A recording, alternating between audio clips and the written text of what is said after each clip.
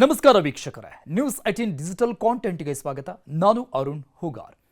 ಬಾಂಗ್ಲಾದೇಶ ಮತ್ತು ಭಾರತದ ನಡುವಿನ ಸಂಬಂಧ ದಿನದಿಂದ ದಿನಕ್ಕೆ ಇತ್ತೀಚೆಗೆ ಹಳಸ್ತಾನೆ ಹೋಗ್ತಾ ಇದೆ. ಬಾಂಗ್ಲಾದೇಶದಿಂದ ಪರಾರಿಯಾಗಿದ್ದಂಥ ಮಾಜಿ ಪ್ರಧಾನಿ ಶೇಖ್ ಹಸೀನಾ ಅವರು ಸದ್ಯಕ್ಕೆ ದೆಹಲಿಯಲ್ಲಿ ಆಶ್ರಯವನ್ನು ಪಡೆದುಕೊಂಡಿದ್ದಾರೆ. ಶೇಖ್ ಹಸೀನಾಗೆ ಭಾರತ ಆಶ್ರಯವನ್ನು ಕೊಟ್ಟ ನಂತರದಲ್ಲಿ ಬಾಂಗ್ಲಾ ಮತ್ತು ಭಾರತದ ನಡುವೆ ಈ ಒಂದು ಶೀತಲ ಸಮರ ನಡೀತಾನೆ ಇದೆ.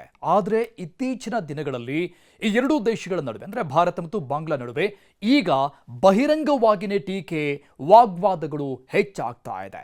ಇನ್ನು ಅದರಲ್ಲೂ ಕೂಡ ಒಂದು ಹೆಜ್ಜೆ ಮುಂದೆ ಹೋಗಿ ಬಾಂಗ್ಲಾದೇಶದಲ್ಲಿ ನಡೀತಾ ಇರುವಂತಹ ಪ್ರೊಟೆಸ್ಟ್ ಏನಿದೆ, ಹೋರಾಟಗಳೇನಿದೆ, ಬಾಂಗ್ಲಾದೇಶದಲ್ಲಿನ ಹಿಂದೂ ಅಲ್ಪಸಂಖ್ಯಾತರ ಮೇಲಿನ ಒಂದಿಷ್ಟು ದಾಳಿಗಳು ಮತ್ತು ಕೆಲವೊಂದಿಷ್ಟು ಹಿಂದೂಗಳ ಸಾಲು ಸಾಲು ಹತ್ಯೆಗಳ ಬಗ್ಗೆ ಈಗಾಗಲೇ ಭಾರತ ಆತಂಕವನ್ನು ವ್ಯಕ್ತಪಡಿಸಿದೆ. ಈ ಸಂಬಂಧಪಟ್ಟಂಗೆ ವಿಶ್ವಸಂಸ್ಥೆಗೂ ಕೂಡ ಮನವರಿಕೆ ಮಾಡಿಕೊಡುವಂಥ ಕೆಲಸವನ್ನು ಮಾಡಿತ್ತು.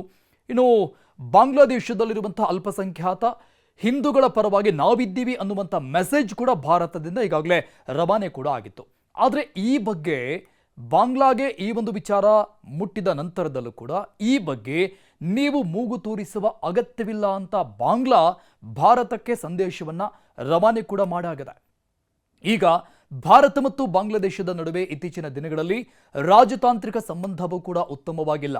ಯಾವುದೇ ರೀತಿಯಾದಂತಹ ರಫ್ತು ಆಮದು ಆ ಬಗ್ಗೆ ಕೂಡ ಒಂದಿಷ್ಟು ಚರ್ಚೆಗಳಾಗ್ತಾ ಇದೆ. ಈಗ ಅದು ಕ್ರಿಕೆಟ್ಗೂ ಕೂಡ ವ್ಯಾಪಿಸ್ತಾ ಇದೆ. ಕ್ರಿಕೆಟ್ ವಿಚಾರದಲ್ಲೂ ಕೂಡ ಬಾಂಗ್ಲಾದೇಶ ನೆರೆಯ ಪಾಕಿಸ್ತಾನ ಭಾರತದ ಜೊತೆಗೆ ಕ್ರಿಕೆಟ್ ವಿಚಾರದಲ್ಲಿ ಯಾವ ರೀತಿಯಾಗಿ ವರ್ತನೆ ಮಾಡ್ತಾ ಇದೆ, ಅದೇ ರೀತಿಯಲ್ಲಿ ಬಾಂಗ್ಲಾ ಕೂಡ ಭಾರತದ ಜೊತೆಗೆ ವರ್ತಿಸ್ತಾ ಇದೆ ಪಾಕಿಸ್ತಾನದ ರೀತಿಯಲ್ಲಿ. ಇತ್ತೀಚೆಗೆ ಭಾರತದಲ್ಲಿ ಪಂದ್ಯಗಳನ್ನು ಆಡೋದಿಲ್ಲ ಅಂತ ಬಾಂಗ್ಲಾದೇಶ ಈಗ 2026ರ T20 ವಿಶ್ವಕಪ್ ಪಂದ್ಯಾವಳಿಯಲ್ಲಿ ಹೊರಗುಳಿಯುವಂಥ ಸಾಧ್ಯತೆ ಇದೆ. ಆ ಬಗ್ಗೆ ಮಾತನಾಡ್ತಾ ಇದೆ. ಯಾಕಂದರೆ ಭಾರತದಿಂದ ಎಲ್ಲ ಪಂದ್ಯಗಳನ್ನು ಬೇರೆ ರಾಷ್ಟ್ರಕ್ಕೆ, ಶ್ರೀಲಂಕಾಕ್ಕೆ ಅದನ್ನು ವರ್ಗಾವಣೆ ಮಾಡಿ ಅನ್ನುವಂಥ ಇಂಗಿತವನ್ನು ICC ಮುಂದಿಟ್ಟಿದೆ. ಇದೀಗ ಭಾರತದ ಪರವಾಗಿ ಈ ವಿಚಾರವಾಗಿ 14 ಕ್ರಿಕೆಟ್ ಮಂಡಳಿಗಳು ನಿಂತುಕೊಂಡಿದ್ದಾವೆ ಬಾಂಗ್ಲಾದೇಶಕ್ಕೆ. ಯಾಕಂದರೆ ಈ ಬಾರಿಯ 2026ರ ಈ ಒಂದು T20 ವಿಶ್ವಕಪ್ ಏನಿದೆ ಅದನ್ನು ಭಾರತ ಮತ್ತು ಶ್ರೀಲಂಕಾ ಆತಿಥ್ಯವನ್ನು ವಹಿಸಿರುವಂಥದ್ದು. ಕೆಲವೊಂದಿಷ್ಟು ಪಂದ್ಯಗಳು ಭಾರತದಲ್ಲಿ ನಡೀತಾ ಇದ್ದರೆ ಕೆಲವೊಂದಿಷ್ಟು ಪಂದ್ಯಗಳು ಶ್ರೀಲಂಕಾದಲ್ಲಿ ಆಯೋಜನೆ ಆಗತ್ತೆ. ಸೊ ಈ ಒಂದು ವಿಚಾರವಾಗಿ ಬಾಂಗ್ಲಾ ಧ್ವನಿ ಎತ್ತಿದೆ. ಆದರೆ ಭಾರತದ ಪರವಾಗಿ 14 ಕ್ರಿಕೆಟ್ ಮಂಡಳಿಗಳು ನಿಂತ್ಕೊಂಡಿದ್ದಾವೆ. ಬಾಂಗ್ಲಾದೇಶಕ್ಕೆ ICC ಕೂಡ 24 ಗಂಟೆ ಕಾಲ ಗಡುವನ್ನು ಕೊಟ್ಟಿತ್ತು. ಈ ಬಗ್ಗೆ ಒಂದು ನಿರ್ಧಾರಕ್ಕೆ ಬನ್ನಿ ನೀವು ಅಂತ. ಮೊನ್ನೆ ಬಾಂಗ್ಲಾದೇಶ ಕ್ರಿಕೆಟ್ ಮಂಡಳಿಯು T20 ವಿಶ್ವಕಪ್ ಪಂದ್ಯಗಳನ್ನು ಭಾರತದಿಂದ ಶ್ರೀಲಂಕಾಕ್ಕೆ ಸ್ಥಳಾಂತರ ಮಾಡಬೇಕು ಅನ್ನುವಂಥ ಮನವಿಯನ್ನು ICC ಮುಂದೆ ಇಟ್ಟಿತ್ತು. ಈ ಮನವಿಯನ್ನು ICC ಈಗಾಗಲೇ ತಿರಸ್ಕಾರ ಕೂಡ ಮಾಡಾಗಿದೆ. ಹಾಗಾಗೋದಿಲ್ಲ ಅಂತ ಬಾಂಗ್ಲಾದೇಶವನ್ನು ವಿಶ್ವಕಪ್ನಿಂದ ಹೊರಹಾಕುವ ಎಚ್ಚರಿಕೆಯನ್ನು ಕೂಡ ಕೊಡಲಾಗಿದೆ. ನಿಮ್ಮ ಈ ಬಿಗಿಪಟ್ಟಿ ಏನಿದೆ ಅದನ್ನು ಬಿಡಲಿಲ್ಲ ಅಂತಿದ್ರೆ ಈ ವಿಶ್ವಕಪ್ನಿಂದ ನಿಮ್ಮನ್ನು ಹೊರಗಿಡ್ತೀವಿ ಅನ್ನುವಂಥ ಎಚ್ಚರಿಕೆ ಕೂಡ ಕೊಟ್ಟಿದೆ ICC.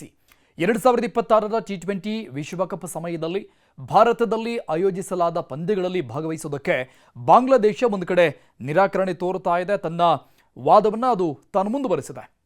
ಇನ್ ಕೇಸ್ ಇದೇ ಮುಂದುವರೆದ್ರೆ ಈ ಪಂದ್ಯಾವಳಿಯಿಂದ ಹೊರಗುಳಿಸಲಾಗುತ್ತೆ ಮತ್ತು ಬಾಂಗ್ಲಾದೇಶದ ಬದಲಿಗೆ ಬೇರೆ ಒಂದು ದೇಶದ ಕ್ರಿಕೆಟ್ ತಂಡವನ್ನು ಈ ಬಾರಿಯ ಟೂರ್ನಿಗೆ ಆಯ್ಕೆ ಮಾಡಬೇಕಾಗುತ್ತೆ ಅಂತ ವಾರ್ನ್ ಮಾಡಿದೆ ICC. ಈ ಸಾಲಿನಲ್ಲಿ ಈಗಾಗಲೇ ಸ್ಕಾಟ್ಲೆಂಡ್ ಕ್ರಿಕೆಟ್ ತಂಡ ಇದೆ ಅಂತ ಹೇಳಲಾಗ್ತಾ ಇದೆ. ಸ್ಕಾಟ್ಲೆಂಡ್ ಕ್ರಿಕೆಟ್ ತಂಡವನ್ನು ಈ ಬಾರಿಯ T20 ವಿಶ್ವಕಪ್ಗೆ ಆಯ್ಕೆ ಮಾಡಬಹುದು ಅನ್ನುವಂಥ ರೀತಿಯಲ್ಲಿ ಚರ್ಚೆಗಳಾಗ್ತಾ ಇದೆ. ಇಂತಹದ್ದೊಂದು ನಿರ್ಧಾರಕ್ಕೆ ಬರಬೇಕಾಗತ್ತೆ ಅಂತ ICC ಕಟ್ಟುನಿಟ್ಟಾಗಿ ಖಡಕ್ಕಾಗಿ ಹೇಳಿದೆ ಬಾಂಗ್ಲಾಗೆ. ಈ ವಿಚಾರವನ್ನು ಬಾಂಗ್ಲಾದೇಶದ ಸರ್ಕಾರಕ್ಕೆ ತಿಳಿಸಿ ಅಂತ ಬಾಂಗ್ಲಾದೇಶ ಕ್ರಿಕೆಟ್ ಮಂಡಳಿ ಏನಿದೆ ಅಲ್ಲಿನ BCB ಅದಕ್ಕೆ ನಿರ್ದೇಶನ ಕೂಡ ಕೊಟ್ಟಾಗಿದೆ. ಇನ್ನು ಬುಧವಾರ ಅಂದರೆ ಕಳೆದ 21ನೇ ತಾರೀಕು ನಡೆದಂತಹ ICC ಮಂಡಳಿಯ ಮತದಾನದ ನಂತರ ಈ ದೃಢ ನಿಲುವನ್ನು ತೆಗೆದುಕೊಳ್ಳಲಾಗಿದೆ. ಈ ವಿಚಾರಕ್ಕೆ ಸಂಬಂಧಪಟ್ಟಂಗೆ ಹೆಚ್ಚಿನ ಮಂಡಳಿಗಳು ಇವೆಂಟ್ನ ವೇಳಾಪಟ್ಟಿಯನ್ನು ಕಾಪಾಡಿಕೊಳ್ಳೋದಕ್ಕೆ ಬದಲಿ ಆಯ್ಕೆಯನ್ನ ಬೆಂಬಲ ಕೂಡ ಮಾಡಿದ್ದಾವೆ. ಅಂದರೆ ಬಾಂಗ್ಲಾದೇಶವನ್ನೇ ಕೈ ಬಿಡುವ ಅಥವಾ ಅದರ ಬದಲಿಗೆ ಬೇರೆ ತಂಡವನ್ನು ಆಯ್ಕೆ ಮಾಡಿಕೊಳ್ಳೋದಕ್ಕೆ ಅನೇಕ ದೇಶಗಳು ಕ್ರಿಕೆಟ್ ಮಂಡಳಿಗೆ ಸಹಮತ, ಓಕೆ ನೀವು ತೆಗೆದುಕೊಳ್ಳುವಂಥ ನಿರ್ಧಾರಕ್ಕೆ ನಮ್ಮದು ಓಕೆ ಇದೆ ಅಂತ ಹೇಳಿದ್ದಾವೆ. ಬಾಂಗ್ಲಾದೇಶ ಮತ್ತು ಭಾರತ ನಡುವಿನ ದ್ವಿಪಕ್ಷೀಯ ಕ್ರಿಕೆಟ್ ಸಂಬಂಧಗಳ ಮೇಲೆ ಇದು ಪರಿಣಾಮ ಬೀರುವ ರಾಜಕೀಯ ಉದ್ವಿಗ್ನತೆಯ ಮಧ್ಯೆ ಪಂದ್ಯಾವಳಿಗಾಗಿ ಭಾರತಕ್ಕೆ ಪ್ರಯಾಣ ಮಾಡುವ ನಿರ್ಧಾರವನ್ನು ಸ್ಪಷ್ಟಪಡಿಸುವುದಕ್ಕೆ ಈ BCBಗೆ ಬಾಂಗ್ಲಾ ಕ್ರಿಕೆಟ್ ಬೋರ್ಡ್ಗೆ ಅಂತಿಮ ಮತ್ತೆ 24 ಗಂಟೆಗಳನ್ನು ಕೊಡಲಾಗಿದೆ. ಬಾಂಗ್ಲಾದೇಶದ ಕ್ರಿಕೆಟ್ ಮಂಡಳಿಗೆ ಕೊಟ್ಟಿದ್ದಂಥ ಈ ಒಂದು ಗಡುವೇನಿದೆ ಅದನ್ನು ವಿಸ್ತರಣೆ ಮಾಡಲಾಗಿದೆ. ಈ ಬಗ್ಗೆ ಬಾಂಗ್ಲಾ ಕ್ರಿಕೆಟ್ ಮಂಡಳಿ ಏನ್ ನಿರ್ಧಾರ ತೆಗೆದುಕೊಳ್ಳುತ್ತೆ ಅನ್ನೋದು ಸದ್ಯಕ್ಕಿರುವಂತಹ ಕುತೂಹಲಕಾರಿಯಾಗಿದೆ. ನಿರ್ಭೀತ, ನಿಷ್ಪಕ್ಷಪಾತ, ವಿಶ್ವಾಸಾರ್ಹ ಸುದ್ದಿಗಳಿಗೆ ಮತ್ತೊಂದು ಹೆಸರಾಗಿರುವ News18 ಕನ್ನಡ ಈಗ ಆಪ್ನಲ್ಲೂ ಲಭ್ಯವಿದೆ. ದಯವಿಟ್ಟು ಇಲ್ಲಿರುವ QR ಕೋಡ್ ಸ್ಕ್ಯಾನ್ ಮಾಡಿಕೊಂಡು ಆಪ್ ಡೌನ್ಲೋಡ್ ಮಾಡೋದನ್ನ ಮರಿಬೇಡಿ. ನಿಮ್ಮ ಬೆಂಬಲ ಹೀಗೆ ಸದಾ ನಮ್ಮೊಂದಿಗಿರಲಿ. ಧನ್ಯವಾದ.